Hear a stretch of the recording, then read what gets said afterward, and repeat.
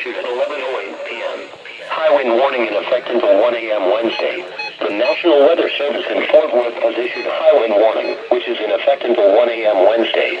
Timing, immediately through 1 a.m. Winds are expected to dissipate after 1 a.m. Winds, sustained winds of 40 miles per hour with gusts to 60 miles per hour. Impacts, strong winds are being dragged down to the ground all around the Metroplex and Interstate 20 corridors. This is the result of rain falling from high-level clouds evaporating before it reaches the surface. Wind gusts of 60 miles per hour are likely to produce damage to small trees, fences, and outdoor furniture. A high wind warning means a hazardous high wind event is expected or occurring. Sustained wind speeds of at least 40 miles per hour or gusts in excess of 58 miles per hour are likely. Winds this strong can lead to property damage, knock down trees and power lines. Seek a sturdy shelter away from windows until winds subside.